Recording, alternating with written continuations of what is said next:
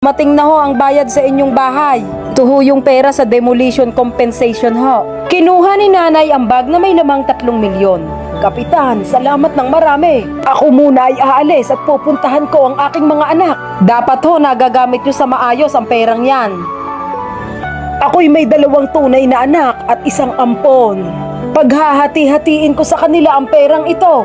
Sa 2 kong tunay na anak at sa ampon ko, bibigyan ko sila. May mga tunay ho kayong anak.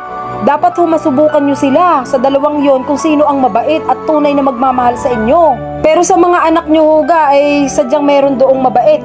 Ay siguro naman ay mababait ang mga yun iho. Ano ba sa palagay mo? Subukan nyo ho sila, ganito ho. At may sinabi itong kapitan kay nanay. Umuwi si nanay sa kanyang bahay. Iniligay niya ang maraming pera sa kanyang lumang sako bag. Siya ay nagpunta sa una niyang anak. Anak! Mama, bakit kayo pumunta? Ang bahay natin sa probinsya ay natulo na kapag umuulan. Baka pwedeng mag-stay muna dito sa iyong bahay. Kahit 2 linggo lamang. Naku inay, hindi kayo pwede rin doon kayo sa inyong isang anak. Tinan niyo ang damit ninyo at ang dumi. At isa pa, maliit lamang ang bahay namin. Masyadong mangangamoy ang inyong katawan doon sa kwarto. Isa pa, matanda na kayo. Anak, ako'y nakikiusap sa iyo. Kahit 2 linggo laang naman ako'y iyong pagbigyan. Sige na anak, pag naayos na ang bubong ng bahay natin doon sa probinsya, babalik din naman agad ako. Kahit 2 linggo lamang ako rito, sige na. Payag ka ba anak? Hindi ho po pwede, baka makahawa kayo ng ubo. Lumakad na ho kayo roon. Andun pa ang isa kong kapatid. Lakad na ho.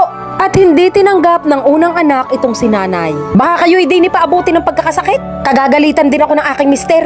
At itinuloy na nito ang kanyang ginagawa.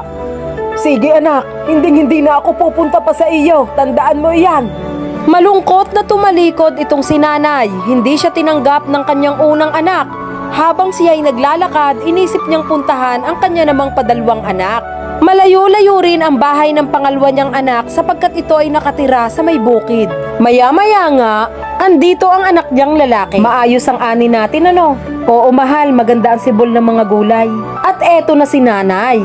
Anak, ako'y may sasabihin. Ano yun mama? Baka pwede anak dito muna ako kahit 1 linggo. Bago ako bumalik pag naayos na ang bahay ko sa probinsya. Magtatag-ulan na lamang. Okay lang ba sa iyo anak? Dito muna ako. O sige mama. Hindi pwede. Maliit ang bahay na ito para sa iyo. Pagmasdan mo nga yan damit mo. Sobrang dumi. Baka magkasakit lamang ang iyong mga apo. Nung panahong wala kayo, doon kita sa bahay pinapatuloy. Salo-salo pa tayo sa pagkain. Pag sinabi kong hindi pwede, hindi pwede. Yun na yun. Doon kayo sa isa niyong